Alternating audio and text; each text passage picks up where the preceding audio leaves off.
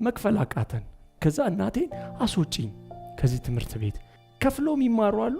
እኔ ደግሞ 10 ብር እናቴ መክፈል አቃታት። 9:30 ምናምን ስንለቀቅ ጋዜጣዬን ይዛለሁ። እሷን ስሰራ ጠብ ስትል ኢሳያስ ማስታወቂያ ብዬ ጠረጴዛ ላይ ቁጭ አልኩ። መጓዜን አላቆምም በህልሜ ጎዳና። አሁን ራሱ ብዙ ቻሌንጆች ከፊት ያሉ፣ ግን የሚሸነፈው ስሞት ብቻ ነው።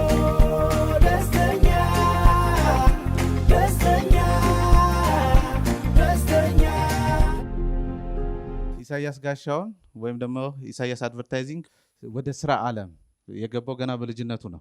በዛ ሰዓት ስራ መስራት ማለት በጣም ትልቅ ስህተት ነበረ እና ጓደኞቹ ስራ እየሰራ እንዳያዩት ስለሚፈራ ይደበቅ ነበረ። እዛው ያሉ አካባቢ ለወላጆቹ ሄዱና በቃ ምን ማድረግ ይቻላል፣ አንድ ጣት ተበላሸ ተብሎ ተቆርጦ አይጣልም፣ ስለዚህ በቃ ልጅን እንደምንም ቻለው ተብሏል። እንደዚህ የተባለ ልጅ ዛሬ የኢሳያስ አድቨርታይዚንግ ኤንድ ኢንጂነሪንግ ካምፓኒ ባለቤት፣ ከጋዜጣ ዟሪ የ200 ሚሊዮን በላይ ካፒታል ያለው ድርጅት ባለቤት። የአብዛኛው ሰው ጥያቄ ምንድን ነው? እንዴት አደለ? እንዴት አደለ? ስለዚህ ዛሬ እንዴት የሚለውን ጥያቄ በደንብ አድርጎ ሊመልስልን ዝግጁ ነው ያለው። እናንተ ዝግጁ ናችሁ ወይ? እባካችሁ ዝግጁ ከሆናችሁ ከፍ ባለ ክብር ኢሳያስ ጋሻውን ወደ መድረክ ጋብዙልኝ።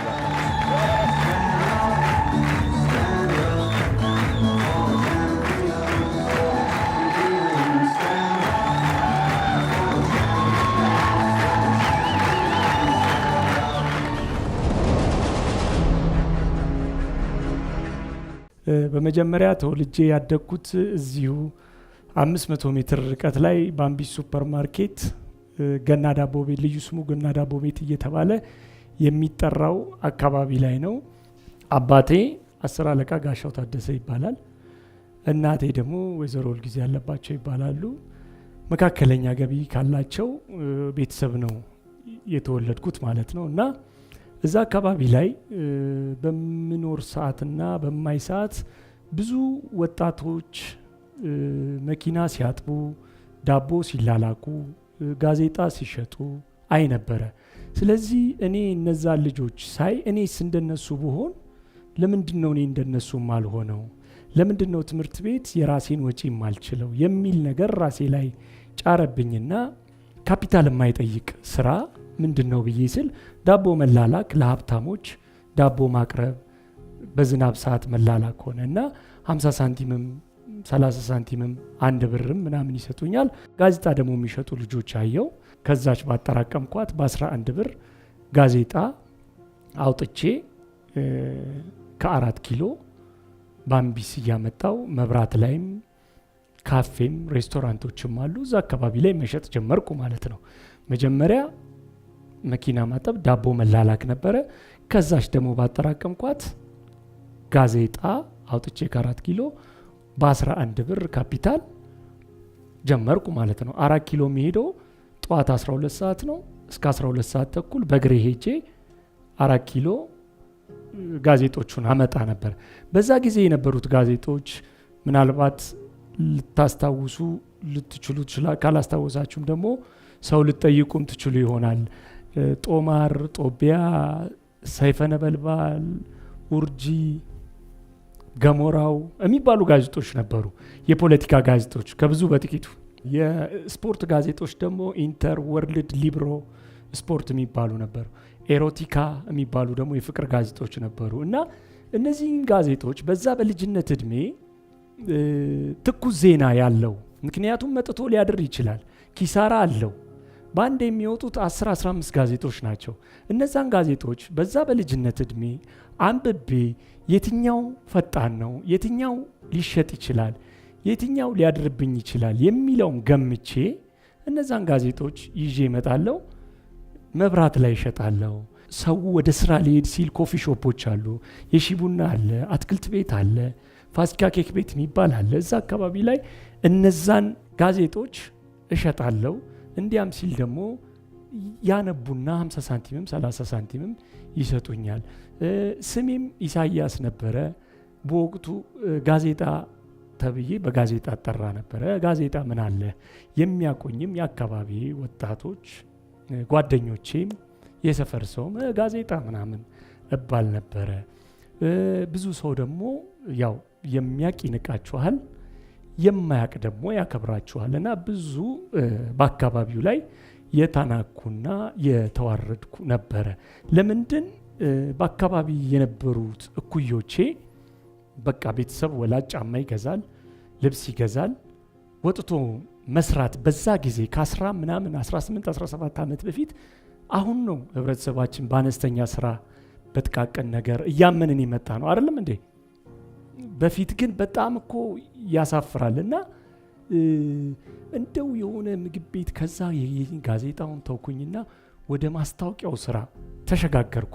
ተሸጋገሬ እንደው ዝም ብዬ እዛች ጋር ጨጨብሳም እንደ ሰው ፍርፍርም ለመብላት ስገባ አታቂውም እንዴ እኮ ጋዜጣ ሻጭ ነበር። መኪና ጣቢ ነው። በሽታ ነው እንዴ ይላለሁ። ይተቋቆሙብኛል። አፎርድ አድርጌ ከፍዬ እኮ ነው የምበላው። ግን ልክ ባለፍኩበት አሁን አይሉኝም እኮ ያኔ ግን በጣም ይተርስ ምን አድርጌ ነው ሳስበው ራሱ በቃ ማለት ያማል አያምም ያማል እኮ እና ስላለፍኩት ነው። እና በጣም ያንቋሽሹኛል፣ በጣም ዲስሪስፔክት ያደርጉኛል። እኔም ምንም ቅንድብ የለኝም ሼም የለኝም። ጥርግ አድርጌ በልቼ እየተገለማመጥኩ እንደውም እየባሰብኝ እጥቼ እሄዳለሁ። ምክንያቱም በዛ ጊዜ ደግሞ አትክልት ቤቱ ጋር ጋዜጣ በሚሸጥ ሰዓት በጣም ትኩስ ቅቅል 6 ሰዓት ተኩል ፍትህ ሚኒስቴር አለ፣ እዛ መካነ ኢየሱስ አለ፣ አዋሽ ባንክ አለ፣ ንብ ባንክ አለ። እነዛ ሁሉ ሰራተኞች 6 ሰዓት ተኩል ሲል ይመጡና ጥብሳቸውን፣ ቅቅላቸውን፣ ቀይወጣቸው ምናምን በላበላ አድርገው ሄዳ እኔ ጋዜጣ ይዤ በሩ ላይ ሽታው መድኃኔ እንዴት እንደሚያጥወለውል ከዛ አስቡት 6 ብር ፓስታ ነው፣ 7 ብር ቀይ ወጥና ቅቅል ነው። ጋዜጣ ማውጫው 11 ብር ነው። ብበላበት ከ4 ኪሎ ልቀር ነው። ልብላበት ልብላበት ክርስቶስን ነው ምላችሁ፣ ፈጣሪ ምስክሬ። በእንደዚህ አይነት ትግል ሳልበላበት የጋዜጣውን ህይወት አስቀጠልኩት። ማለት ብቀርስ እዛ አስፓልት ላይ እንዲህ አይነት ነገሮች የእውነት ናቸው። አልፈዋል፣ አለፉና ምንድነው የህይወት ጥያቄ አለኝ እኔ ሁሉ ጊዜ አልቆመም። የማልቆመው ለምንድን ነው እንዲህ ሁሉንም ሳያቸው እንደዚህ በአማረ ቤት ውስጥ ዝናብ የለ ፀሐይ የለ፣ ዳቦ የሚሸጠው ዳቦ እንደዚህ ነው፣ ብርሃን ፀሐይ አይመታው ዝናብ አይመታው፣ ሻይ ቤቱም እንደዚህ። እኔስ ፈጣሪ አምላክ መቼ ነው እንደነሱ ፀሐይ ዝናብ ሳይመታኝ ስራዬን የምከውነው የሚል ጥያቄ ወደ ኢሳያስ ጋሻው ታደሰ ጎሹ ጉልማ ጭንቅላት ውስጥ መጣ ማለት ነው። ተግባባን? ይሄ ነገር ሲመጣ የእውነት ነው የምላችሁ ወዲያው ምንድን ነው ማለት የጀመርኩት እንዴ እኔ ግን እንዴት ነው ማድረግ አልችልም ማለት ነው። አሁን ብሬ ካፒታሌ ድሮ የት ነው የተማርኩት? አጼ ቴዎድሮስ ነው። እዛው በባምቢስ ጀርባ ነው፣ ካወቃችሁት አጼ ቴዎድሮስ የሚባል ነው። ከዛ ከአጼ ቴዎድሮስ አባቴ የግል ትምህርት ቤት ነው፣ 10 ብር ነበር እየተከፈለ የምንማረው። ከአጼ ቴዎድሮስ ወደ መንግስት ትምህርት ቤት ሄድኩኝ። አባቴ 10 አለቃ ጋሻው ታደሰ ይባላል፣ የደርግ ወታደር ነው። ላይፍ ኢህአዴግ ሲገባ ልጅ ነበርን፣ ሲዛባብን በቃ የመንግስት ትምህርት ቤት ሄድኩኝ። 10 ብር መክፈል አቃታት እናቴ ማለት ነው። የወር ትምህርት ቤት አንደኛም ትምህርት ቤት ውስጥ ቁጭ ብዬ አስተማሪዎቹ ይመጡና የደርግ ወታደር ልጅ ተነስ ሲል ብድግ፣ የነፃ ተማሪ ተነስ ብድግ፣ ሽምቅቅ ተከፍሎልን የምንማር ሰዎች በሆነ ሌሊት ታይም መክፈል አቃተን ተባለ። ከዛ እናቴን አስወጪኝ ከዚህ ትምህርት ቤት፣ ምክንያቱም ከፍሎ የሚማሩ አሉ። እኔ ደግሞ 10 ብር እናቴ መክፈል አቃታት። ሁለት ወንድሜም አለ እኔም አለ። ከዛ ወንድሜ ጨርሶ ነበር ወጣ፣ እኔ ግን የመንግስት ትምህርት ቤት ገባው። ከዛ ምስራቅ አጠቃላይ ነው የገባሁት። አጼ ቴዎድሮስ የተማለ ቦሌ ነው የሚመደበው። ትንሳኤ ብርሃን የሚባል ካዛንቺስ ጋር እዛ ገባሁ የመንግስት ትምህርት ቤት ተገላገልኩ። የሚሰድበኝም የለም የነጻ ተማሪም አልባልም እኩል ከተማሪዎቹ ጋር ማለት ነው። ይሄን ያገናኘውላችሁ ምስራቅ አጠቃላይ ሄድኩኝ። እንግዲህ ከባምቢስ ምስራቅ አጠቃላይ 22 ወርዳችሁ በግር አቀበቱን ሰንጥቃችሁ በግር እስከዚህ ታክሲ ይሄዳል። ከዛ ደግሞ አቀበት አለና እንደዚህ አይነት መንገዶችን አሳልፍ ነበር። ከዛ እዛ ትምህርት ቤት ስገባ ከዚች የምሰራራትን ገንዘብ ተማሪው እግሩ ሆድ ውስጥ እስኪገባ በእግሩ ይኳትናል። ኢሳያስ 55 ሳንቲ ነበር ታክሲ ከፍዬ ድረስ አቀበቷን በእግሬ ሽምጥጥ። ከዛስ ላይብረሪ ከሰዓት ላይብረሪ ደግሞ ውላለሁ። ላይብረሪ ደግሞ ሽልጦ ወይም ግድግዳ የሚባል ሙልሙል ዳቦ ካወቃችሁት አሁን ላይኖር ይችላል። እሷን ላይብረሪ ከሰዓት በዳቦ ሀብታም ነኝ። ማንም ያንን የሚያገኝ የለም። ያንን ሁሉ አለቅባችኋለሁ ለተማሪ ምክንያቱም ገንዘብ አለ እና እንደዛ እያለን ሽልጦ የሚሸጠውን ባጥር ነው እናቶች ነው የሚሸጡት። ሰዓቱን ያውቁታል። እንደዛ እያልኩ ላይብረሪ ከዛ ልክ ሰዓቴ ሲደርስ 9:30 ምናምን ስንለቀቅ በእግሬ ቶሎ ወጥቼ ከሰዓት ጋዜጣዬን ይዛለሁ ዳቦ ላላካለሁ ምናምንና ተማሪዎቹ ከምስራቅ አጠቃላይ ሲመጡ አብረን ተምረን እኔ ጋዜጣ ይዤ ያዩኛል፣ ይደነግጣሉ። አሁን አብረን ተምሮ ከወንበር ተነስቶ አሁን ጋዜጣ ሻጭ በጣም ነው በቃ እምዘገንናቸው። ከዛ በዛ ጋር የሚመጡ ሁለት በዛ ጋር ሄዳሉ፣ በዚህ ጋር ደግሞ ሁለቱ ይመጣሉ። በሽታ እንዳለበት ሰው ያዩኝና ይደበቃሉ። በጣም ያሳዝናል። ያው የግንዛቤ እጥረት ነው። በዚህ ጋርም እንደዚህ ይደበቃሉ። ከዛ እኔ በሽታ አለብኝ ኦር የሆነ ነገር ልካርለሁ ኦኬ በቃ እና ያፍራሉ።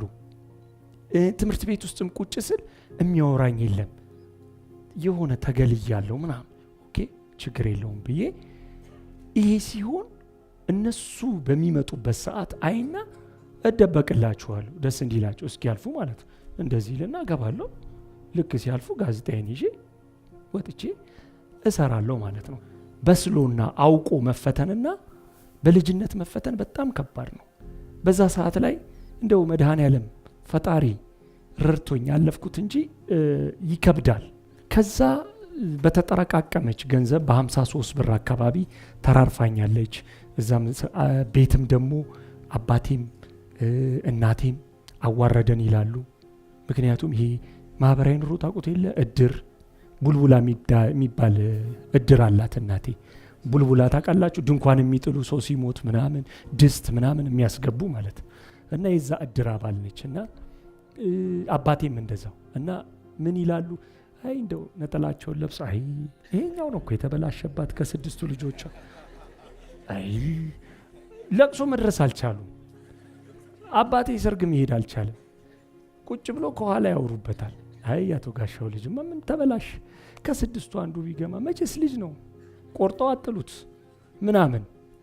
ለምን ስለሰራው ለምን አስፓልት ስለተሻገርኩ ዱርዬ በቃ ያ ነገር ደግሞ እልያስ ይዘኛል በጣም ይሄ ነገር ምን መሆን አለበት?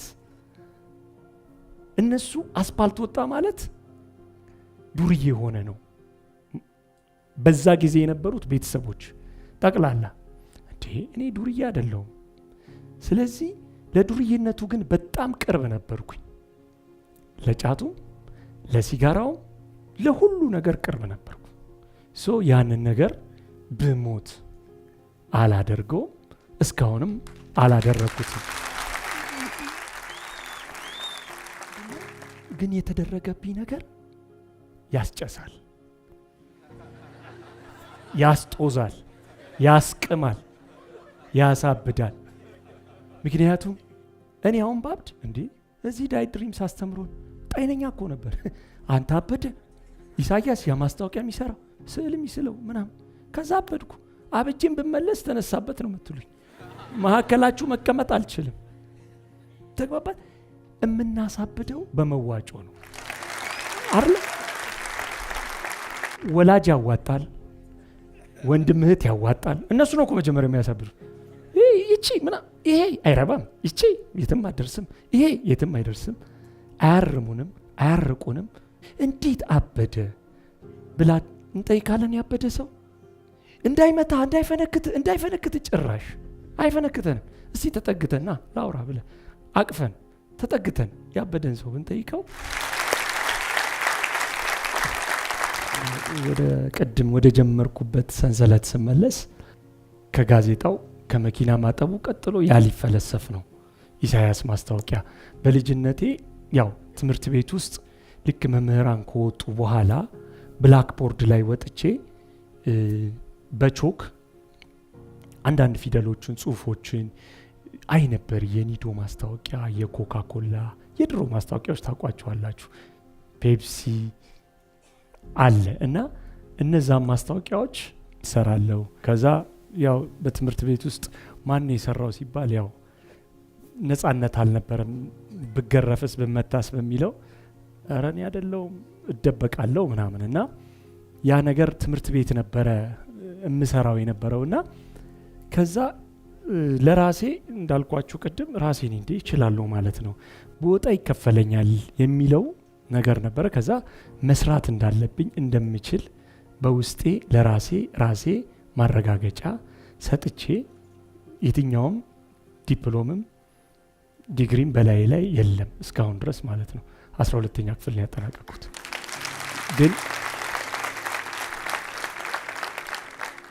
ግን ምንድነው የግዴታ ለመቻሌ እኔ ነኝ ሰዎችን ሄጄ አሳዩኝ እስቲ ሲልክ ስክሪን እንዴት ነው፣ ህትመት የሚሰራው እንዴት ነው፣ ማሽን የሚመጣው ከየት ነው፣ በሩ ዝግ ነው። ኮምፒውተር እንዴት ነው ዲዛይን የሚሰራው፣ በሩ ዝግ ነው። እንዴት ነው ወረቀቱ ከየት ነው የሚገኘው፣ በሩ ዝግ ነው። እኔ እዚህ ውስጥ 500 ሰው ቢኖር ለ500 ሰው እኔ የምሰራው ገና አልተጀመረም። ነግራቸዋለሁ። ቤቴን በሙሉ ነው ማሳያችሁ። ተግባባል። እኔ ግን በዛ ጊዜ ፈተኑኝ። ከዛ በቃ በእጄ እየሰራው ራሴን በራሴ እያስተማርኩ እያበላሸው እያረምኩ እየተሰደብኩ እየተዋረኩ ደግሞ የሚችል ይመስለኝ ሌባ ገንዘቤን በልቶ ምናምን ተብለው እየሮጥን ምን እያልንም እየተመታንም እየተሰደብንም ለመር ነው ዘርፉን ኢሳያስ ማስታወቂያ ብዬ ባምቢስ ላይ በስኬል አሁን ራሱ አልደግሞም ፊደሉ አንዱ ፊደል ከአንዱ ፊደል አይበላለጥም። ጽድት አድርጌ ኢሳያስ ማስታወቂያ ብዬ ሙቄን ቀባሁት። አቡጀዴ ገዛው ከሾላ ሙቅ ቀባው ወተርኩኝ። ኢሳያስ ማስታወቂያ ብዬ ከቁራሌው የገዛሁት ጠረጴዛ 18 ብር 5 በጣም የድሮ ቻይና ቀለም ታስታውሳላችሁ የሚሰነፍጥ እነሱን 5 ቀለም ገዛው በ25 ብር 5 ብር ነበሩ። ከዛ እሱን ገዛው 25 ብር 18 ብር ኮካ ኮላ ጠርሙስ አለኝ፣ ጋዝ ብሩሾች አሉኝ። ኢሳያስ ማስታወቂያ አልኩ። ጠረጴዛ ላይ ቁጭ አልኩ። ከዛ ስራ መጠበቅ ጀመርኩኝ። ስጠብቅ የሚያጣብቀኝም ሰው ጠፋ። ከዛ ብቻዬን ቁጭ ብዬ እሞለጨዋለሁ። ይሰድቡኛል። የሚሰድቡኝ ማን ናቸው? የሚያውቁኝ እዛው የሚያውቁኝ እንዲሁ እኮ አይዞ በርታ ደሞ እዚህ መጣ ይባላል እኮ ደሞ በዚህ ሊያጭበረብር መጣ ደሞ በዚህ ሊሰርቅ መጣ። አያችሁ ልጅ በቃ እኮ አርፎ አይቀመጥም። ስማቸውን ብጠራቸው ደስ ይለኛል አሉ እኮ። እባክህን በየሚዲያው በልጅነቴ ወዲያ ወደ እውቁና ስለመጣው ሙልጭ ያኔ እንዲያርጋችሁ አረ ስለ እግዚአብሔር በቃ አሁን ይቅር በለን። ያኔ ተሳስተን ነው። ለእኔ ሁሉም ሰው እኩል ነው። ሰው አልነቀም። ሁሉም ሰው በሱ ባሪያ በአምሳያው ነው የፈጠረን። ሁላችንም እኩል ነን።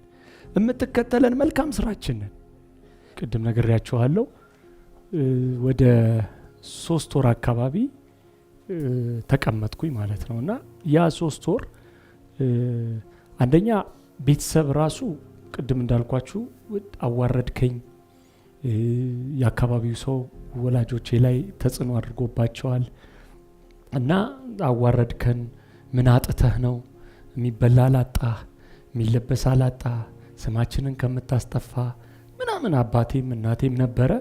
ከዛ ከነሱ ጋር የሚያገናኘኝ ምንም ነገር የለም መኝታና ምግብ ነው። ስለዚህ መኝታውን አይከለክሉኝም፣ ምግቡን አቆማለሁ ብዬ ምግቡን አቆሜ በዛ ጊዜ ባምቢስ አካባቢ ከታላቅ ወንድሜ ጋር ቆሻሻ የሚጣልበት ሽንት የሚሸናበት ቦታ ነበረ። በትንሽዬ ላሜራ አደረገንና እሷን አካባቢ ከልለን እዛች ጋር ማስታወቂያውን አደረግን። እንዳሁኑ ደንብ አስከባሪ አልነበረም። ጊዜውም ረድቶናል። የሚያባረርም የሚያሳድድም አልነበረም። ጊዜውን ተጠቅሜ ኢሳያስ ማስታወቂያ ተከፈተ። ቁጭ አልኩኝ። ብጠብቅ ምንም ስራ የለም። ሰውም የሚያወራኝ የለም፣ የሚጠይቀኝም የለም። የማስተናግደው ቅድም እንዳልኳችሁ ስድብ ነው። ይሄ አጭበርባሪ፣ ይሄ አምታች፣ ደግሞ በዚህ መጣ፣ በዚህ ሊያደናግር መጣ፣ እንዲህ አይነት ነገር ነበር የማስተናግደው። ከዛ እነዚህ ሰዎች እውነታቸውን ነው ማለት ነው አልኩኝ።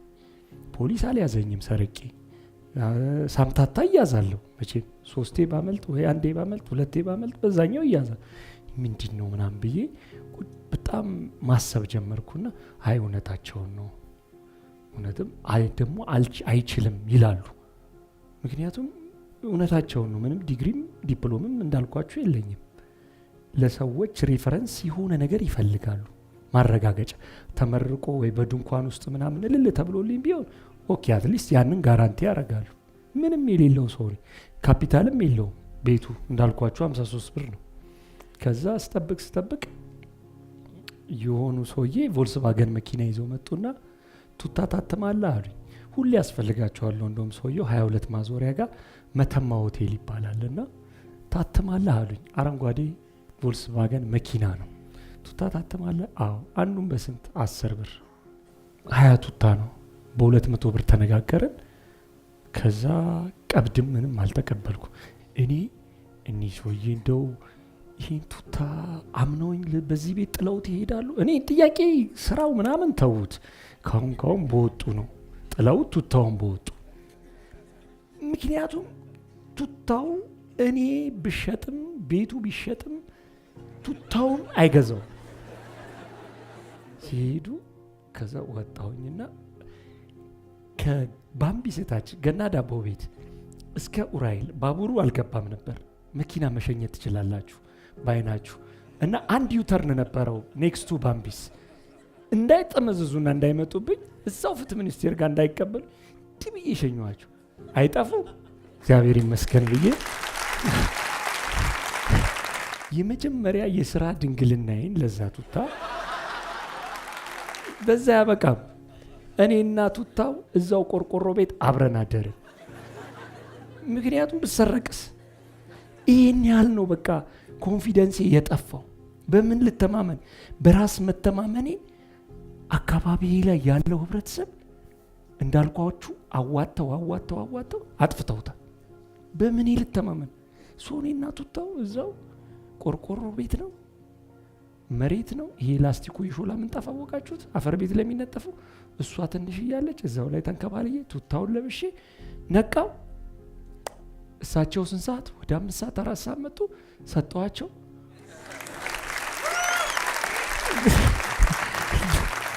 እና ስራ ስለሌለ ነው እንጂ ኢሳያስ ከዚህ በኋላማ ስራ አለ። በቃ ለዘመናት የሚሆን ጉልበት ነው ያካበትኩት። መጀመሪያም እንደምታዩኝ ፍጥጥ ግግም ያልኩ ሰው ነኝ። ምንም መስሚያ ይድፍን ነው። ስንት ስድብና ውርደት አስተናግጄ የመጣው ሰው ነኝ። ዱ አይ ኬር? አይ ዶንት ኬር። እንደዚህ ስለሆነ ከዛ ስራ የለም፣ ስራ ይመጣል። ኢሳያስ ጋሻው ተረጋጋ። ቁጭ ብዬ ስጠብቅ ደፈጣ ሲያያዝ ካሁን ይመጣል ስል የሆነች ነገር ጠብ ስትልልኝ እሷን ስሰራ ጠብ ስትል ሰራርቼ ሲሄድ ምናምን። ከዛ በዚህ አላበቃም ውጊያው። እዛው የሚፈትናችሁ የሚያውቃችሁ ሰው ነው። የማያውቃችሁም አያውቃችሁም፣ ያከብራችኋል። እኔ አሁን እናንተን ስለማላቅ አከብራችኋል። ያወቁ ሲመስለኝ እኮ ነው የምንቀው። የኛ ችግር ይሄ ነው። ተግባባት። ግን እናንተ ውስጥ ወላጆቻችሁ አያውቁ ምን እንዳለ የወለዱን እኔ ውስጥ ምን እንዳለ ማንም እናንተ ውስጥ ነገ ጠዋት ምን ላይ እንደምትደርሱ እኔ አላውቅም። ሰው ግን በቃ በጭቃ ልክ ክረምት ሲሰራ እንደፈጠር ነው በጭቃ እንደሰራ ነው አድርገን ፕሪዲክት እናደርጋለን፣ እንገምታለን። ይሄ የትም አይደርስም፣ ይቺ የትም አትደርስም። ከዛ አንተ ይሄ የትም አትደርስም የተባለ እዚህ ደረሰ ምናምን ተግባባ፣ ሰርፕራይዝ ይሆናል። ምክንያቱም እኔ መድኃኒዓለም ይሆን እዚህ 1000 ሰው መሃል እንደዚህ ፊት ለፊት አከበረኝ አይደል እንዴ? ከዚህ በላይ አለ። ስለዚህ ነገም እናንተ እንደዚህ ሆናችሁ እዚህ ውስጥ ብዙ ሰው አለ፣ ብዙ አቅም ያለው ሰው አለ፣ ትልቅ ቦታ ትደርሳላችሁ። እና ፈተናው በዚህ አላበቃም። የሚያሳዝነኝና የሚያጸጽተኝ አሁንም ውጊያው እዛው አካባቢ ላይ ነው። ኬክ ቤት ነበረ፣ ስማቸውን ነው የምነግራችሁ። ፋሲካ ኬክ ቤት፣ የሺቡና ፋሽን ነበር ያኔ። እንደዚህ ምግብ ቤቱ አልበዛም። ሁሉም ጨጨብሳ፣ ድርቆሽ፣ ፍርፍር ምናምን እዛ ነው የሚበላው። እዚህኛው ደግሞ ፋሽን ነው፣ ሾው ለማድረግም ሰው ኬክ ቡና ምናምን እዛ ይመጣል። በዚህኛው ሳይድ ደግሞ ቀይ ወጥ እናቀቅላለ፣ በዛኛው ሳይድ አትክልት ቤት አለ። እነዚህ ሁሉ ለአመት በዓል ምን ያስፈልጋቸዋል? ባነር፣ ጨርቅ። እንደውም ይሄ ዲጂታሉ አሁን ነው የመጣው። እኔ ያኔ በእጄ ነው የምሰራው። መልካም አዲስ አመት ጽፌ ምን ብዬ ክሪስማስ ዛፍ ምናምን ሰራርቼ ስፕሬ አድርጌ 120 ብር 150 ብር ነው የምሰራው። 4 ሜትሩን 5 ሜትሩን ማለት ነው። ያቺን እንኳን ላለመስጠት ሌላ ቦታ ተሰርቶ ይሰቀላል። በቃ በውስጤ በቃ አራገማለሁ፣ ሳደባለሁ፣ እበጥሳለሁ፣ ግዴ ለሚሳያ ስላለሁ አንድ ቀንማ ሳያቸዋለሁ ላለሁ እንዲህ እንዳያልኩኝ እየተቃጠልኩኝ እንዲሁ እንጀራ ጋጋሪ ሳልመስል እዚህ ደረስኩ። እየወጣ ሲሰራ ከዛኔስ ደግሞ እልሄ ወዲያው ሌላ ከመገናኛ ከቦሌ ከጦር ኃይሎች እማያቅ ያከብራቸዋል፣ የሚያቅ ደግሞ ይንቃቸዋል። ለምን? የሚያቃችሁ ስለሚመስል። ስለዚህ አያቃችሁ አይደለም።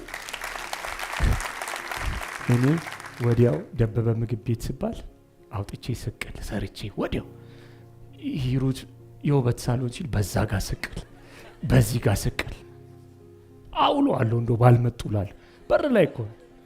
ምክንያቱም ሰርቼ እንደምችል ሊያምኑኝ አልቻሉም። እንዲያምኑኝ እኮ ነው መሰቃቀልባቸው። በስንት የትጥቅ ትግል፣ በስንት ውጊያ፣ በእግረኛ፣ በሜካናይዝድ፣ በአየር ኃይል ተዋግቼ ወይኔ እንደዚህ ነበርክ እንዴት ትችላለህ?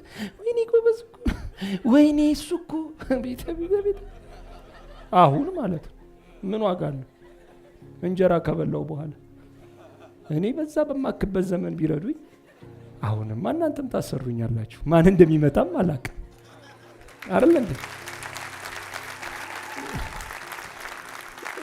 እና ሰው በሚያድግበት ጊዜ ብንደርስለት ጥሩ ነውና እንደምታዩት ያጨሰ የቃመ የጦዘ የጠጣ ጥፋተኛ ነው ብዬ አይደለም። ሰው ፀሐዩ ራሱ ተስፋ ያስቆርጣል። እኔ ሰልፍ ላይ እኔ መኪና ይዤ ሳልፍ እግዚአብሔር አምላክ እንዲህ ብዬ ነው የምነዳው።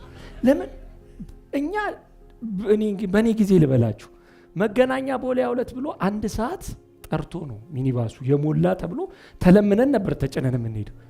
አሁን ሳየው የዳቦ ሰልፍ ነው እንዲህ ተጠማዞ ካዛንቺስ እንዲህ ሲል እንደዚህ ነው የምለው ነው። በጣም የሚያሳዝን ነው አይደል እንዴ? ሚኒባስ ከፍለን እንኳን ታክሲ ማናገኝበት ታይም ላይ ያለ ነውና ግን ጊዜን መውቀስ ጊዜን መኮነን ውጤት አያመጣም፣ ስኬት አያመጣም።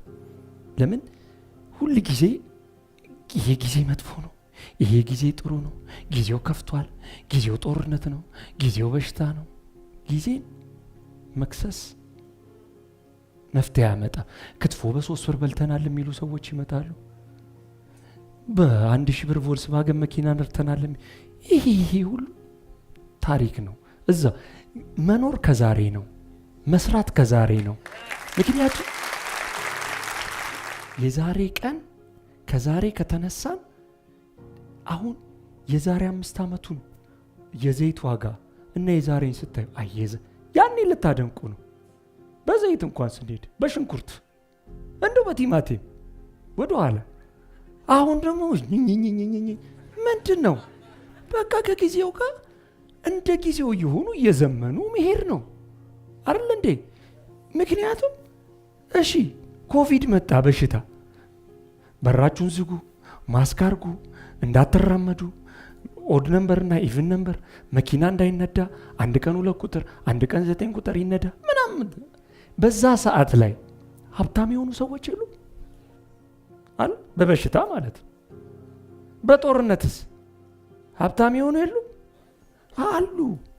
ስለዚህ ሁል ጊዜ ችግርን እንደ እድል መጠቀም አለብን። ሁሌ እኝኝ ማለት የለብንም። እንደዚህ መንግስት እንዲያርጎ ደበበ እንዲያርጎ እናቴ እንዲሳሰጠኝ አባ ለምንድን ነው የሚሰጧችሁ? ለምን ወለዷችሁ? በቃ አለቀ። ከወላጅ እንዴት ትጠብቃላችሁ? የ11 ዓመት ልጅ አለኝ ወንድ ልጅ፣ የ14 ዓመት ደግሞ ልጅ አለችኝ ሴት ልጅ እዚህ አለች። መጣችና ካፌ ውስጥ ውሃ አዘዘች አያት። ከዛ እንዴት ታዣለሽ? ዳድን አስፈቅደሽዋል አላት። አይ አለችው።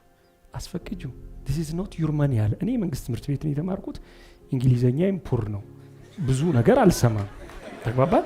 ግን አንዳንድ እንግሊዘኛ አስፓልት ዳር ስላደግኩኝ አያመልጠኝም፣ አዳምጣለሁ። እና ያንቺ ገንዘብ አይደለም እንዳታዢ፣ መጀመሪያ አስፈቅጂው this is not your money this is his money ምናምን ብሎ ማለት እንግሊዘኛ አወራ። ወይ እንደው እግዚአብሔር ያሳድግ ብዬ መረኩት። ለምን በዚህ ውስጥ ነው ማደግ ያለብን። በማንም መመካት የለብንም። የዚህ ቤት ህንፃ ባለቤት ልጅ ብትሆኑ የሱ ነው እንጂ እናንተ አይደለም። ይጠፋላ። በላብ አልመጣም፣ በራስ አልመጣም። በራሳችን ግን የመጣ አይጠፋም፣ መቼም አይጠፋም። እርሾ አይጠፋም፣ ርዝራዡ አይጠፋም። አይደል እንዴ? ግን በራሳችሁ ካልመጣ አሁን አላያችሁም? ከተማው ተበላሽቶ የሆነ መኪና ይገዛል፣ እንዲህ እጁን አውጥቶ እንዲህ ይነዳል። እንዲህ እዚህ ጋር እኮ በፀሐይ እየተመታ ነው እሱ። ለምን መታየት ይፈልጋል። በራሳችሁ ስታመጡት እዩኝ ራሱ አይመጣም። ስለዚህ ከወላጅ ከቤተሰብ ከእናት ከአባት አንጠብቅ። በጣም ነውር ነው። ምክንያቱ አሁን የተፈጠረው እኮ ትውልድ እኮ በጣም እኮ ነው። አሁን ያለው ጀኔሬሽን እኮ እናትና አባቴ እኮ ሞተው መች ነው የሚሞቱት? ሞተው ወርሼ የሚል እኮ ትውልድ መጣ አይደል እንዴ? እንዴት የወለዱንን እናትና አባት እስኪሞቱ 1000 ካሬ ሜትር ነው እሱ ላጥ ሲል ላጥ አለሽ ወሰደው። ላጥ ብሎበት ነው የሚሄደው። እሱም እኮ እንዴ በራስ አልመጣማ። እና እንዴት ነው ኧረ መናበብ አለብን። ለዚህ እኮ ነው ድንጋይ የምንወራወረው አስፓልት ዳር ወተን። ለዚህ እኮ ነው ሰላም ያጣ ነው። የእውነቴን ነው ምላችሁ። ስኬትና ቁጥርን መለየት አለብን። ማለት አሁን ቁጥር ነው እየቀደመ ያለው አይደል እንዴ? የስኬት ሚስጥሩ እኮ መድኃኔ ዓለም ኢየሱስ ክርስቶስ ወይም አላህ ነው አይደል? መጀመሪያ በዛ ውስጥ ነው ማለፍ ያለባችሁ።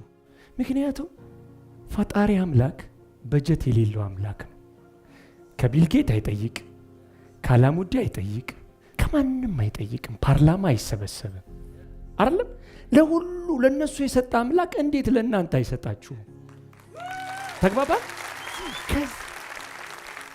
በቃ ቅድም ስገባ ይሄን ብያችሁ ነበር። ልገባ የነበረው ትልቁ የስኬት ሚስጥር ይሄ ነው። እስቲ ይሄን ያዙት። ከዛ ትንሽ ወረድ በሉ። ቂም፣ ተንኮል፣ ሸር፣ ክፋት፣ ወንድም ሲያድግ በለጠችኝ፣ በለጠኝ፣ ይህ ነው መጎተት። ያ ነገር አያሳካላችሁ።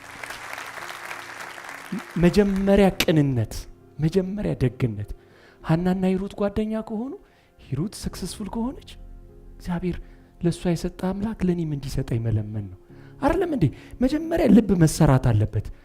ይለፋል። እማራለሁ። ዳይ ድሪምስ ሄድኩኝ፣ እዛ ሄድኩኝ፣ መንግስት ሄድኩኝ፣ አነስተኛና ጥቃቅን ሄድኩ፣ ተበደርኩ። ይጠፋባቸዋል። ክፋት አለ። መርዝ መጀመሪያ የሚጎዳው ይህን የተቀመጠበትን ዕቃ ነው አይደለም? ቂምም፣ ክፋትም፣ ጥላቻም፣ ዘረኝነትም ራስን ነው የሚጎዳው። ስለዚህ የስኬት ሚስጥሩ እሱ ነው ማለት ነው አይደል? ከዛ በኋላ ስኬትና ቁጥርን ፈጣሪን አስቀደምናል ሁላችሁም በምታምኑት እምነት አይደል እንዴ? ከዛ ስኬትና ቁጥር ጋር ደግሞ እንሄዳለን። ስኬትና ቁጥር መለያየት አለባቸው። ተግባባን? ስኬት ምንድን ነው?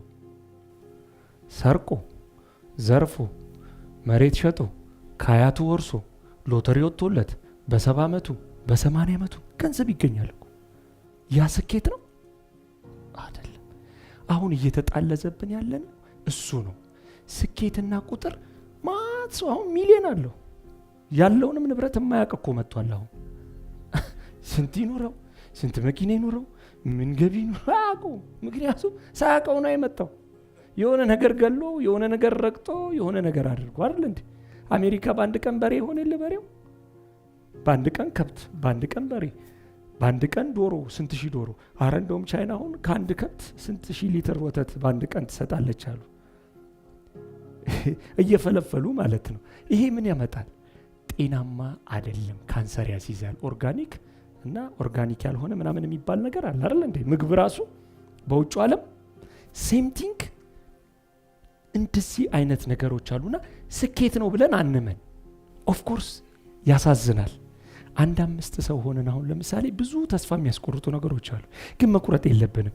አሁን እኔ ደበበ፣ ሄኖክ፣ ሀና ምናምን ሆነን አንድ ትምህርት ቤት ሄድን፣ ከኤሌመንተሪ ሃይ ስኩል ሄድን፣ ተመረቅን፣ ወጣን፣ መጣን፣ የሆነ ስራ ገባን፣ እንጣጣራለን። ከመካከላችን ሄኖክ በበነጋታው እዚህ ሀገር እንደምታዩት የ20 እና 30 ሚሊዮን ብር መኪና ይዞ ከመካከላችን ሲሄድ ምንድን ነው ነገሩ? ሄኖክ ወዴት ሄድክ? እንዲህ አብረን የተማርነው አብረን ያደግነው እኛ እንዳለ ተስፋ ቁርጥ ቁጭ። አረ ስራ አሰራን መላክ አለ። አረ እባክህ አይደለም የምንለው። ያ ግን ገዳይ ነው። መጨረሻ ይጠፋል። ሄዶ ሄዶ አይዘልቅም። የእውነቴን ነው የምላችሁ። በራሳችን በላባችን የመጣ ነገር መቼም አይጠፋም። እና የቅድሟን ደግሞ አስምሩባት። እቺ ልብ መጀመሪያ ይፈልጋል። ካለበዚያ አቶ ዳዊትም ድካም ነው የምትሆኑበት። እሱም ያዝናል፣ ተስፋ ይቆርጣ። የእውነቴን ነው። ምክንያቱም ልጆቹ ናቸዋ። እዚህ አይደለን እዚህ ቤት መጥቶ እንዲህ አይነት ተቋም እኮ መደገፍ ነው ያለበት አይደል እንዴ? ህዝብ እኮ ነው የሚያንጸው አይደል እንዴ? ለብዙ ነገር መሬት ይሰጣል አይደል? ለብዙ ነገር ለእንደዚህ አይነት እኮ እስቲ አስቡት። ይህ 1000 ወጣት ምናምን በእንደዚህ አይነት ነገር እኔ የተሰማኝን ነው የምነግራችሁ። ስለዚህ ስኬትና ቁጥር ይለያያል። ገንዘብ ብቻ ስኬት አይደለም። ገንዘብ ማግኘት እናንተ ጋር እኮ ቆሞ ያስረዳችሁ ያለው እኮ 1 ቢሊዮን 2 ቢሊዮን ነው እኮ። አታውቁም? ከተማው ላይ አሉ እኮ፣ ግን መጥተው እዚህ መድረክ ላይ ቆሙ። እናንተ ድንጋይ ተወረውራላችሁ። ጥያቄያችሁ ማለት ነው። አይቆምም፣ አይችልም፣ ውሸት ነው።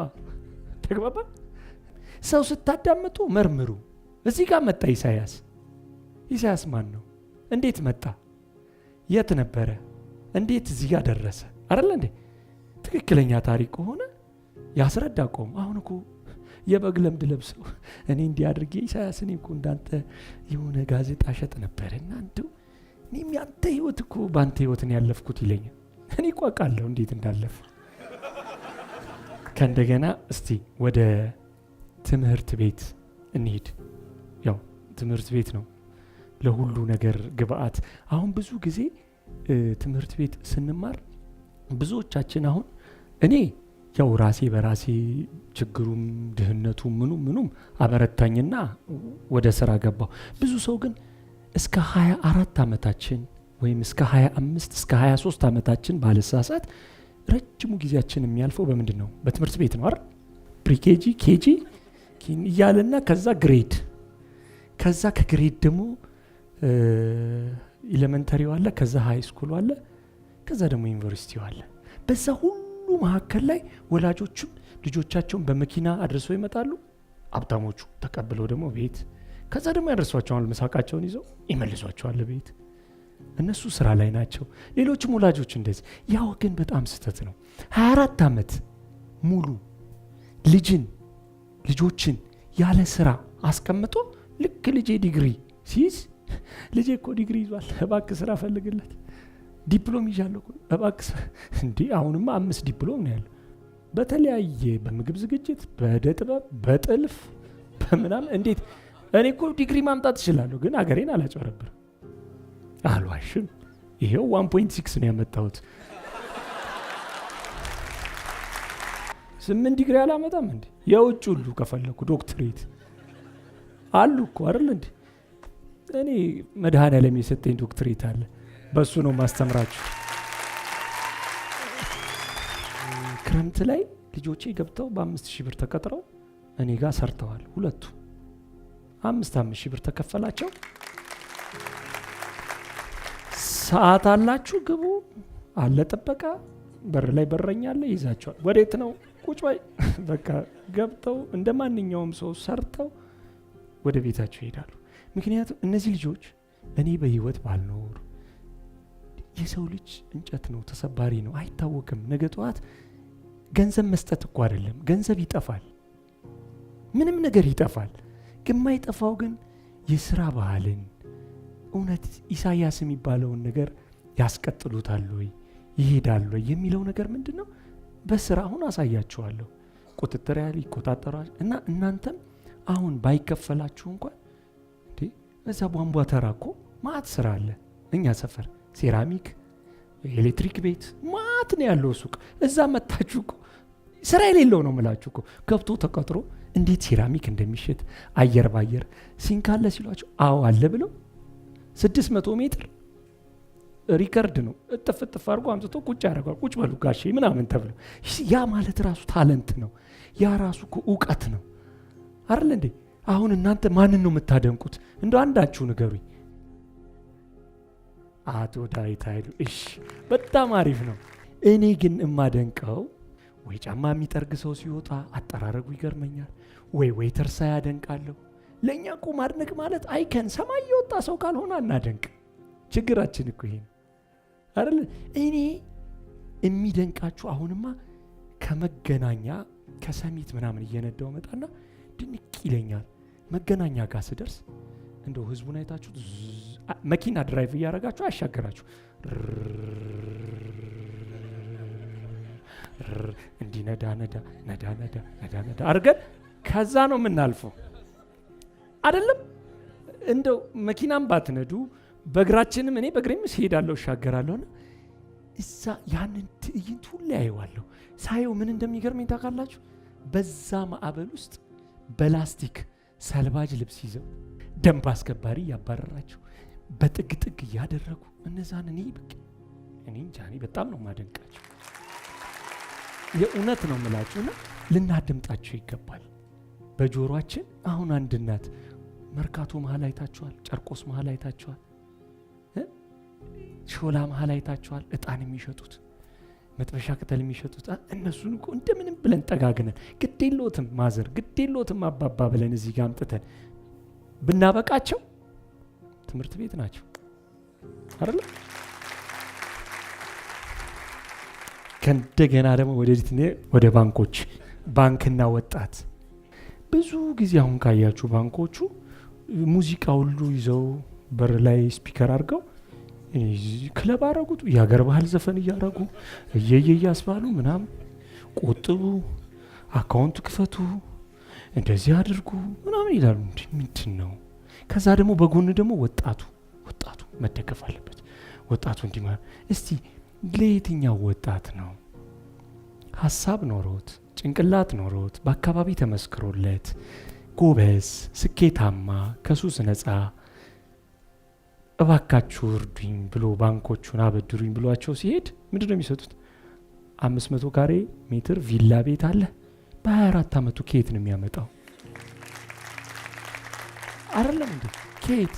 ሀሳብ እኮ አለው ይሄ ልጅ እኮ አገር አይደለም ዓለም ሊለውጥ የሚችል ልጅ ይሆናል ቢሰጡት ቢያበድሩት። እሺ ያበድሩት፣ ያስመስክሩን። እኔ መሰክራለሁ፣ አካባቢ መሰክራለሁ፣ ዋስ ትሆናለህ ይባላል እኮ አይደል እንዴ? ግን 500 ካሬ ሜትር መሬት አንጣና ብር እንስጥ። ለምን ይመጣል እነሱ ጋር?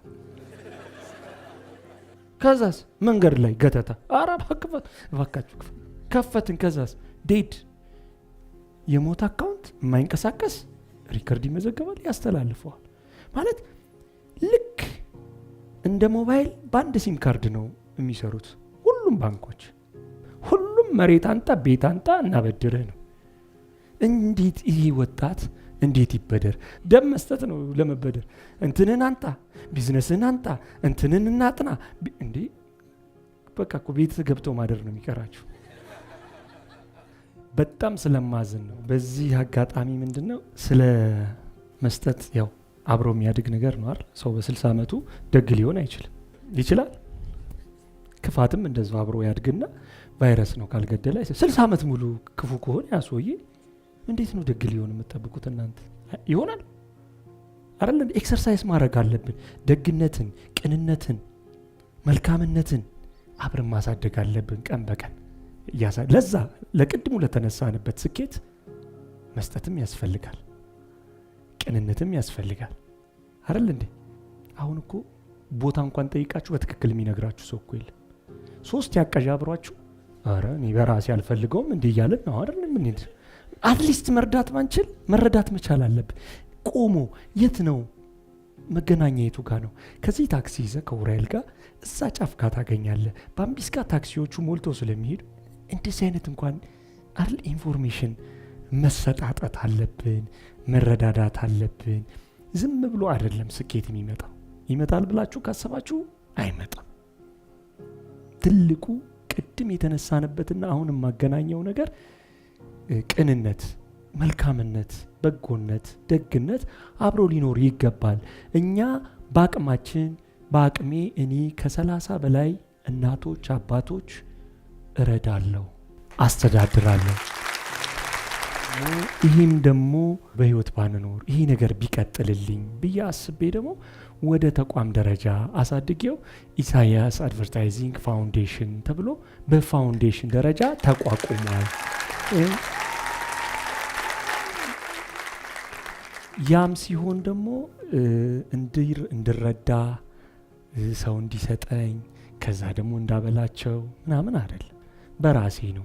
ማንም እንዲረዳቸውም የምችላቸው 30 ከሆኑ 30ውን እነሱም በአቅሜ አስተዳድራለሁ፣ እረዳለሁ። እና እናንተም ደግሞ ከሰው ሰው እኮ መማር አለበት። ከኔ የሆነ ነገር ውሰዱ፣ እኔ ከእናንተም ወስደው ነገር አለ አይደል እንዴ? እውቀት እኮ ያ ነው። እንደው ዝም ብሎ ትምህርት ቤት ብቻ ዲግሪ፣ ፒኤችዲ፣ ዶክተር ምናምን እያሉ እኮ ከሄዱ መከራ ነው። ምክንያቱም እነሱ ናቸው ሀገር እያጠፉ ያሉት። አሁን 5 ሆነን ይለያያል። መማርና መሰልጠን ይለያያል አይደለም እንዴ? መማርና መሰልጠን በጣም ልዩነት አላቸው። አሁን 5 ሆነን ቁጭ ብለን ተሰብስበን አሁን እኔ እንግዲህ እንደምታዩን የተንጨባረርኩ ሰው ነኝ፣ ሞገስም የለኝ። ምን ገጥሞኛል? ልክ በእንደዚህ ነገር ምን ትዝ አለኝ፣ እዛው አካባቢ ላይ አንድ ሰውዬ መብራት ሊገዙ ገብተዋል። አካባቢ ላይ ያውቁኛል ሁሉም ሰዎች እና ወያኔ ዴክስ የምትባል መኪና ይዘው መብራት ሊገዙ ገብተው እንደ ድንገት የጫማ ገመድ ይፈታና እንደዚህ ብዬ ጎማው ላይ ሳሰ አጅሬው ደግሞ ምን ልታረገው ነው አሉ። ያው የኛ ሰው ፕሬዲክት ይገምታል። ያው የቀጠነ የተንጨባረረ ሞገስ የሌለው ያለበሰ ሌባ ነው። ሌባው ግን ሱፍ ለብሶ ጽድት ብሎ ነው ዛሬ ጺሙን ቀለም ተቀብቶ ጥቁር ዝንጥ ብሎ ካፌ ቁጭ ብሎ ደፈጣም እየያዘው አይደል እንዴ? እናቃቸዋለን። እና በዛም አትደነቁ፣ አትሸወዱ።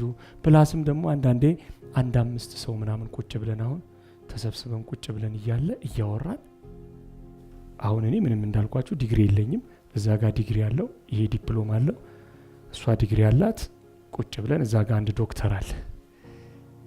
እኔ እኮ በጣም የተሻለ ሀሳብ እያመጣው ነው። እያወራን ሀሳቡ ተንሸራሽሮ ምናምን ከዛ እስቲ ዶክተር በዚህ ነገር ላይ አንተ ማጠቃለያ ማሳረጊያ ስጥበት። ቤቱ እኮ ነው የሚሰጠው። ሰውየው ምን ያርግ? አጣም እያሉት ነው ምንም በማያውቀው። ይሄኔ እኮ በጥርስ ነው ሁሉ ውስጥ ጣልቃ እናስገባቸው። የተማረ ይከበራል፣ እናከብራለን እኮ። ግን ሁሉ ውስጥ እናንተ እድል እየሰጠን እንደው እንጨፍለቅ እና አንደው እነሱም ደግሞ በዚህ አጋጣሚ አይኔ በዚህ ላይ አላቅም፣ እኔ የጥርስ ነኝ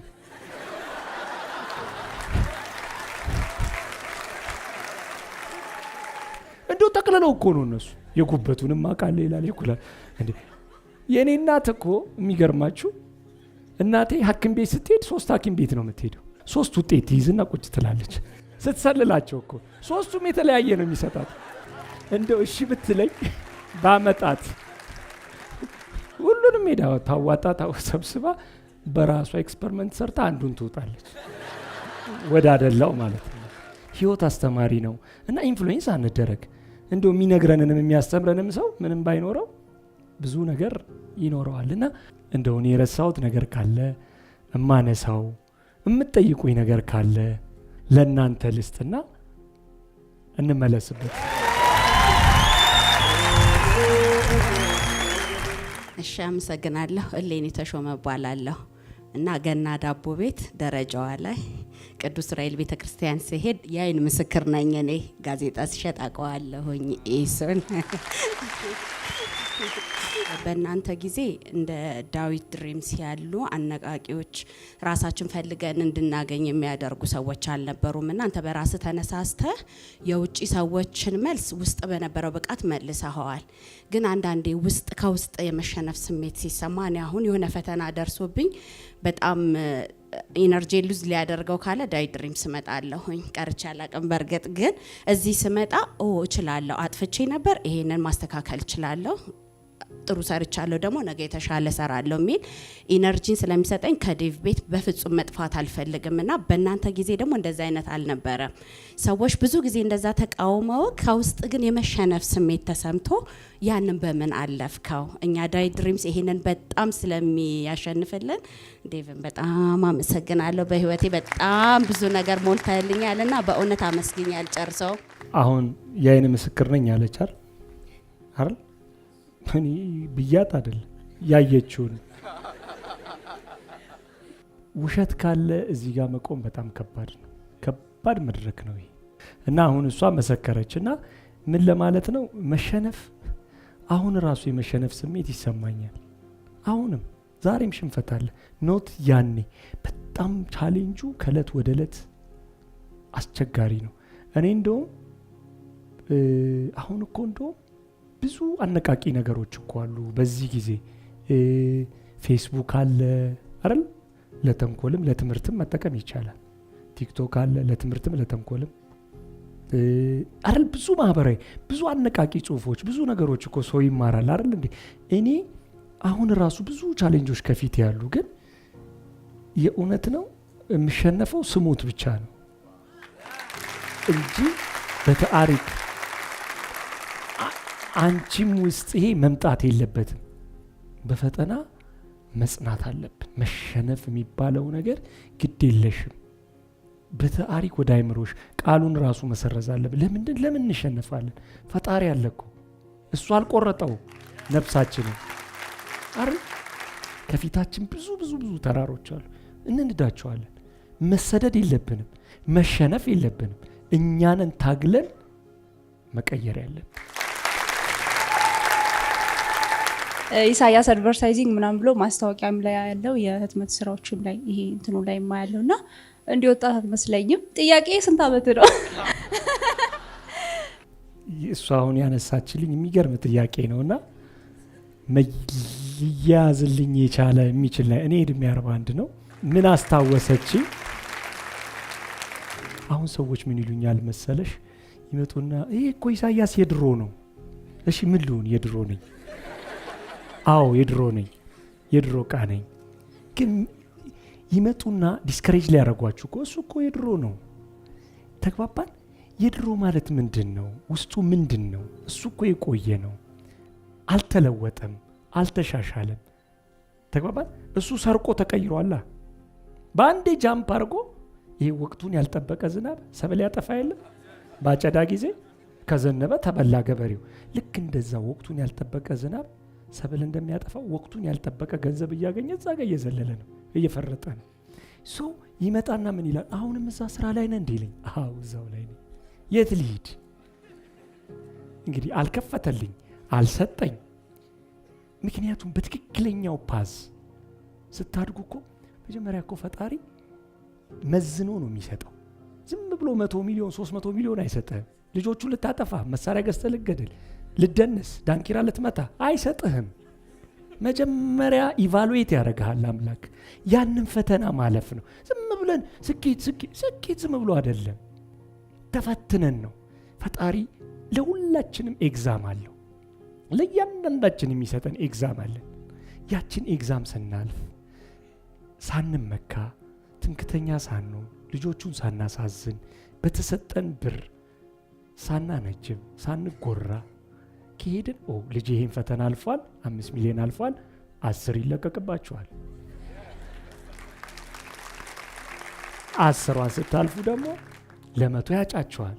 100ዋን ስታልፉ ዝም ብሎ ስኬት አይመጣም። እንደው መና አይደለም፣ ኤግዛም አለው። ምንም እንዳታስቡ። አሁን የምትሰሩት ስራ ካለ እዛው ጋር ሁኑ። በነፃም አገልግሉ እኮ አልኩኝ እኮ ስራ ልመዱ አልኩኝ። ይመጣና ግን አሁንም እዛው ላይ ነህ፣ አሁንም እዛው ላይ ነሽ። ምንድን ነው የምትሰራው? እሺ ምን ልስራ? እዚህ ሀገር ላይ ከማስታወቂያ ውጭ እማውቀው እሱን ነው፣ ያደግኩበት እሱ ነው። ስለዚህ ባለንበት የላላው እስኪጠብቅ ወጥር።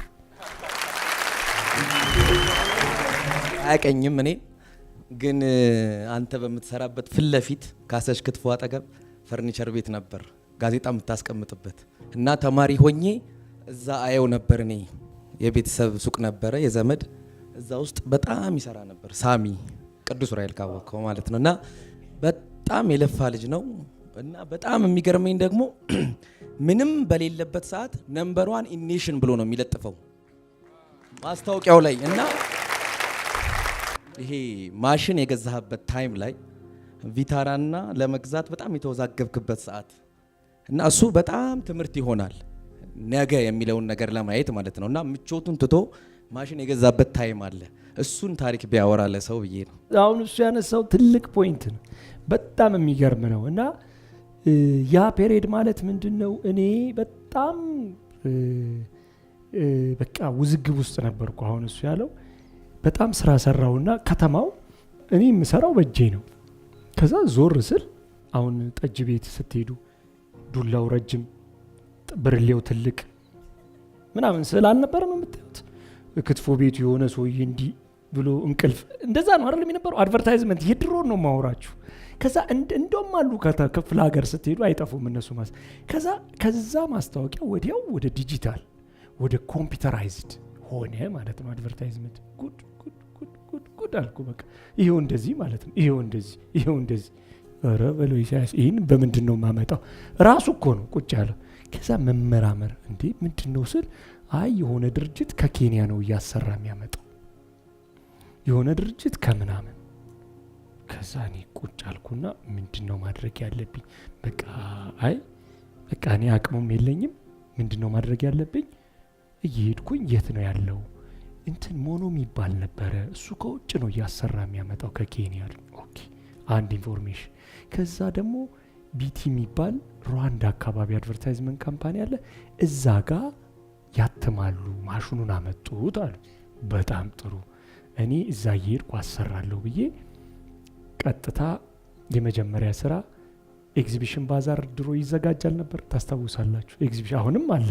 ልክ ሲዘጋጅ ቻምበር ኦፍ ኮሜርስ የሚያዘጋጀው የንግድ ትርኢት አለ። ይሄ የውጮቹንም የሀገር ውስጡንም አቅፎ ኖት ኤግዚቢሽን ቻምበር ኦፍ ኮሜርስ ነው የሚያዘ እና እሱ ዝግጅት በጣም ትልቅ ነው። እዛ ላይ የውጭ ዜጎች ይመጣሉ። ሲመጡ ኬንያዎች፣ ባንግላዴሾች መጣው በገባኝ እንግሊዘኛ ተቆራርጦ ተግባብቼ ባንዲራ ስራለን አሉኝ። እሺ አልኳቸው። ከዛ የት ነው የምታሰራው ሲሉኝ አይ እሰራለሁ እኔ ምናምን አልኳቸው። ልክ እንደምሰራው ሆኜ ማለት እዛ ኮስጄ ላሰራ ነው። ኮሚሽን ታስቡልኛላችሁ ስራ ላምጣ አልኩ። ሄድኩና አሁን እናስብልሃለን አሉኝ። እዛ ሞባይል እዚህ ጋር ከዋል እንኳን ሞባይል ሊዝ እኔ ምንም እኔ ነጭ ለባሽ ነኝ። በእግሬ ነው የምቋጥነው። 5 ሳንቲም የለም። ሩዋንዳ በእግሬ ነው የሚሄደው። ከዛ 38 ሺህ ብር አስከፈልኳቸው። ባንዲራው ተሰራ። አላመኑኝም። ኬንያና ባንግላዴሾች ናቸው። ካላመን የኮሚሽኔ ተይዞልኛል፣ ምን አገባኝ። ከዚህ በኋላ እዚህ ሀገር አይመጡ ኑ፣ ይኸው እዚህ ነው ድርጅቱ፣ እዚህ ነው የሚሰራው እንኩ ብዬ አገናኘዋቸው። ማገናኘት የለብንም እንዴ ቢዝነስ ሴክሬት ነው አይደል እንዴ? ግን አገናኘው። ከዛ ተገናኘን፣ ተሰራ። 38 ሺህ ብራቸው ተከፈለ።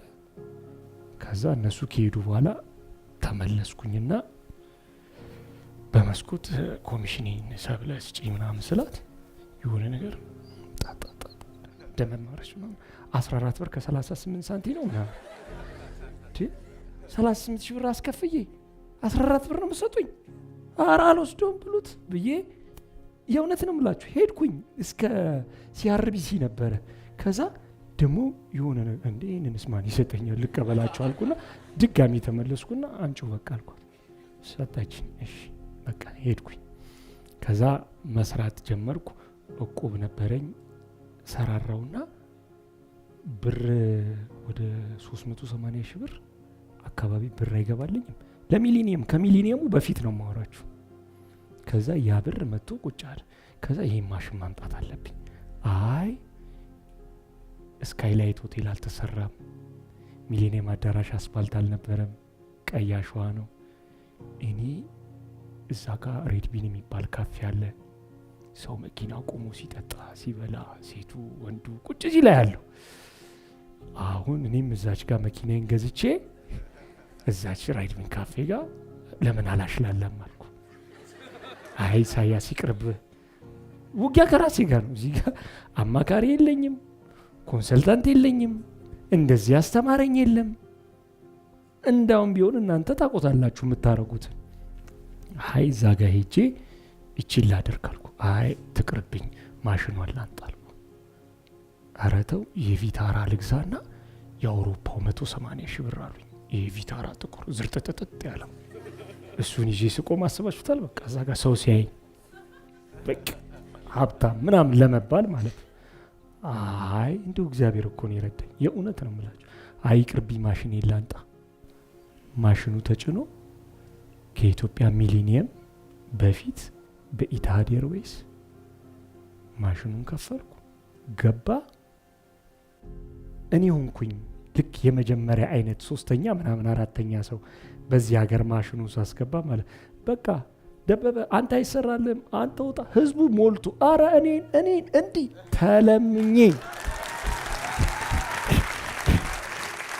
ከዛ ገዛሁት ያንን መኪና ወዲያው። እንደው ኦልሞስት ትንሽ ቀን ይፈጀብኝ፣ እንደው አንድ ወርም አልፈጀብኝም። ሰው አንቆኝ ነው እንጂ ብሩ ወዲያው ነው የመጣው። ወዲያው መኪናውን ገዛሁት። ሄጄ እዛ ጋር ቆምኩኝ።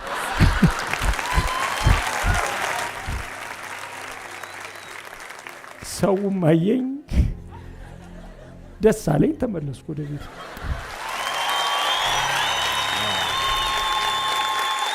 ስኬት አቋራጭ መንገድ እንደሌለው ዛሬ በደንብ አርገን ያረጋገጥን ይመስለኛል። የእውነት በጣም የሚገርም ነው።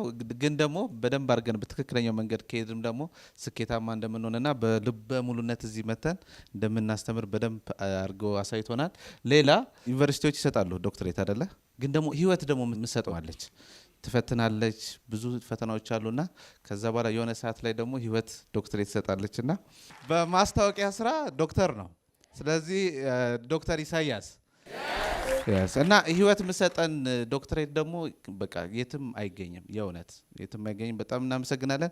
ሌላ ሁሌ ዳዊት ብዙ ቦታዎች ሲሄድ ዶክተር ዳዊት ይላልና ምን ይላል? ትምህርት ቤት ሄጄ ዶክትሬት አልተሰጠኝም፣ ግን ህይወት በደንብ አርጋ ቀጥቅጣ ዶክትሬት ሰጥታኛለች ይላልና ሌላም ደግሞ ዶክተር አለ፣ የክብር ዶክተር ዳዊት ድሪምስ። ስለዚህ ባካችሁ እሱን ደግሞ ከፍ ባለ ክብር ወደ መድረክ ጋብዙ።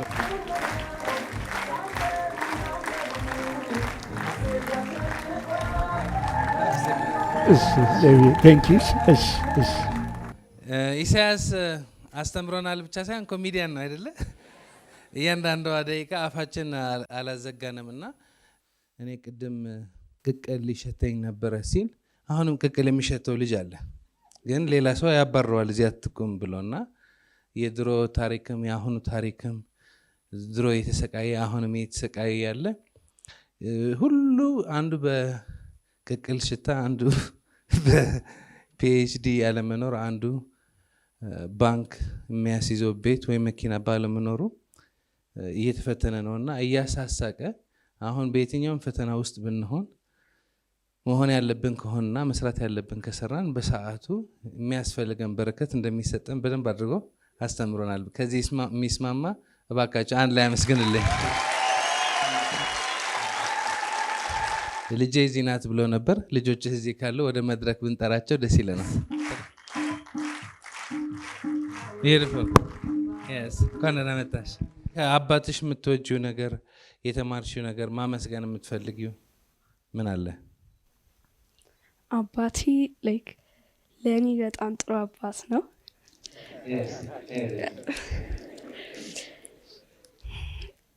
ያዳምጠኛል፣ የምፈልገውን ነገር ያደርግልኛል፣ ትክክል የሆነውና ያልሆነውን ነገር ይለየኛል።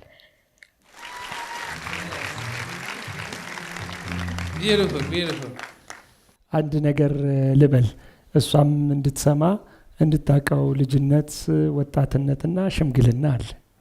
አሁን ይሄ እድሜ የልጅነት ነው። ልጅነት ምንድን ነው? የለሰለሰ መሬት ነው አይደል? ምንም ቢዘራበት ያበቅላል፣ መጥፎም ቆሻሻም ጥሩ ነገርም አይደለ? ወጣትነት የአዝመራ ጊዜ ነው አይደለም?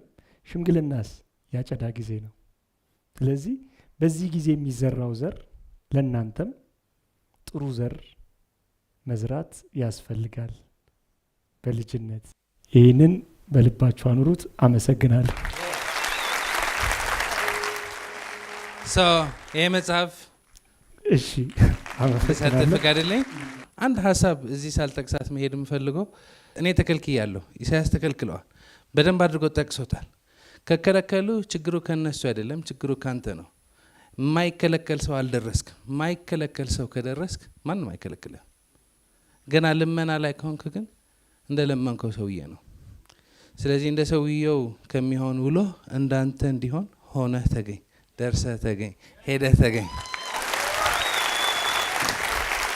አንድ ላይ እኔ ድንቅ ነኝ፣ አንቺ ድንቅ ነሽ፣ አንተ ድንቅ ነህ፣ አንተ ኮሜዲያን ነህ፣ እኛ ድንቅ ነን።